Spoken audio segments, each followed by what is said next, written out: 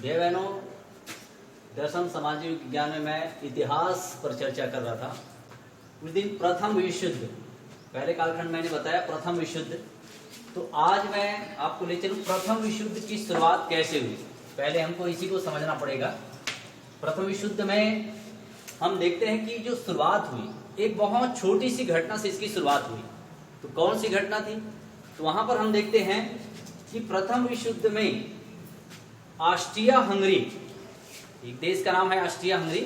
Austria Hungary जो है वह सर्बिया पर आक्रमण करना चाहता था, और ये सर्बिया एक छोटा सा देश था, मगर सर्बिया के राष्ट्रवादी लोगों ने इसका विरोध किया और आगे जाकर के दोनों के बीच तनाव तो बना रहा, मगर आगे समय जैसे जैसे बीतता गया, आगे हम देखते हैं कि ऑस्ट्रिया हंगरी के राजकुमार जो कि घूमने के लिए गया सर्बिया, उसके साथ उसकी पत्नी भी थी, और जब पति और पत्नी वहां के राजकुमार घूमने के लिए जब गए तो वहां पर सर्बिया में सारेजेवो नामक स्थान पर राजकुमार की और उसकी पत्नी की गोली मारकर हत्या कर दी गई। जब हत्या कर दी गई तो इस हत्या में ऑस्ट्रिया ने सर्बिया का हाथ देखा और सर्बिया को उन्होंने चेतावनी दी, मगर सर्बिया ने उसकी चेतावनी को मानने से इनकार कर दिया। परिणाम स्वरूप ऑस्ट्रिया हंगरी इस बात से ज्यादा उद्वेलित हो गया और उन्होंने 28 जून 1914 को सर्बिया में आक्रमण कर दिया।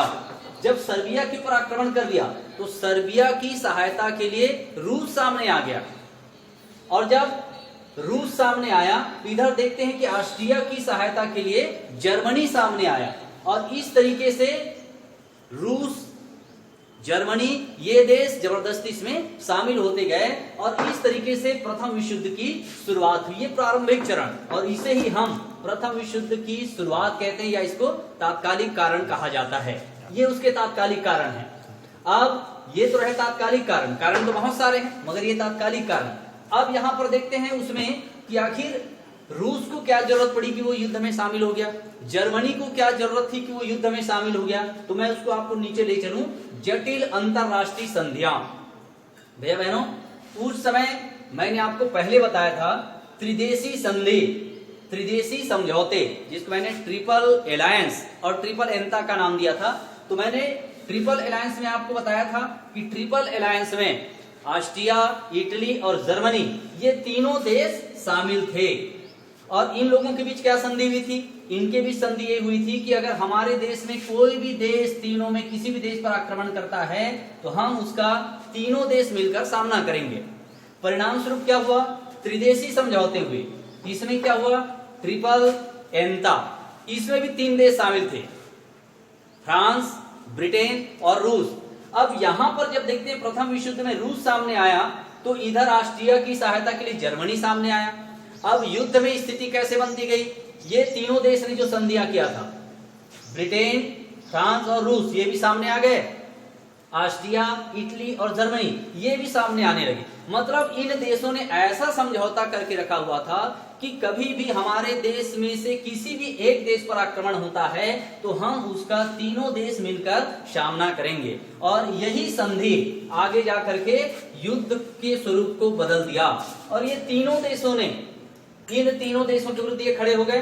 अब ये 3 देश की मैं जो बात कर रहा हूं, ये सभी साम्राज्यवादी देश हैं, और ये साम्राज्यवादी जो देश हैं वो अब क्या कर रहे हैं? युद्ध का स्वरूप जैसे जैसे आगे बढ़ता गया, इन देशों ने अपने अपने औपनिवेशिक राष्ट्रों को भी युद्ध में झोंकना शुरू कर दिया। अर्थात मात्र ये 6 देश लड़ रहे हैं ऐसा नहीं है, ये 6 देश ये विकसित देश हैं और उस समय के सभी ताकतवर देश हैं, साम्राज्यवादी देश हैं। तो ये साम्राज्यवादी देशों ने अपने औपनिवेशिक राष्ट्रों को भी युद्ध में शामिल करना शुरू कर दिया, और इसके कारण यह मात्र शुरुआत जिस देश से हुई, ऑस्ट्रिया और सर्बिया, मात्र 2 देश की लड़ाई थी, मगर आगे हम देख रहे हैं कि वहां त्रिदेशी संधि और त्रिदेशी समझौता करने वाले देश इस युद्ध में स्वयं कूद पड़े, और उसके साथ साथ इन्होंने दूसरे देशों को भी उस युद्ध में झोंकना शुरू कर दिया। जैसे ब्रिटेन एक साम्राज्यवादी देश था, हमारे भारत को उसने अपना उपनिवेश बनाया हुआ था, पर जब युद्ध बढ़ता गया तो ब्रिटेन ने क्या किया, भारत को भी जबरदस्ती युद्ध में शामिल कर दिया। ठीक उसी प्रकार से अन्य देशों ने भी अपने औपनिवेशिक राष्ट्रों को इस युद्ध में झोंकना शुरू कर दिया, और इस तरीके से यह युद्ध दो देशों का नहीं या कुछ महाद्वीपों का नहीं, बल्कि यह अंतरराष्ट्रीय स्तर पर विश्व के लगभग सभी देश किसी न किसी माध्यम से इस युद्ध से में शामिल होते गए, और यह विश्व युद्ध का भयानक स्वरूप हमारे सामने आया। अब उसी में इसका क्या ऐसी वजह बनी, तो उस समय एक बात हम और देखते हैं, अति राष्ट्रवादी भावनाएं। उस समय सभी देश, जितने भी साम्राज्यवादी देश थे, अपने देश में औद्योगिक क्रांति लाना चाहते थे, उद्योग धंधा को बढ़ावा देना चाहते थे।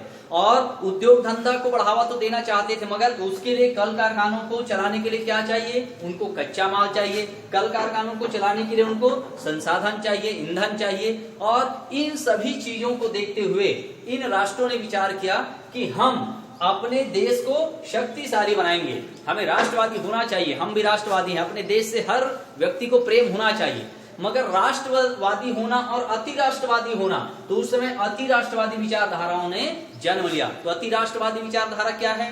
अति राष्ट्रवादी विचारधारा का मतलब होता है अपने देश को बढ़ावा देने के लिए, अपने देश को ज्यादा शक्तिशाली बनाने के लिए किसी भी देश को कमजोर करना पड़े, किसी से लड़ना पड़े, किसी से युद्ध करना पड़े, या किसी देश का नुकसान होता है तो हमें उसकी परवाह नहीं है, मगर हमारा देश सर्वशक्तिमान बने, हमारा ही देश श्रेष्ठ बने। और इस विचारधारा को उस समय बढ़ावा मिला, जिसे अति राष्ट्रवादी भावनाएं कहते हैं। और यही अति राष्ट्रवादी भावनाओं ने भी प्रथम विश्व युद्ध को जन्म दिया।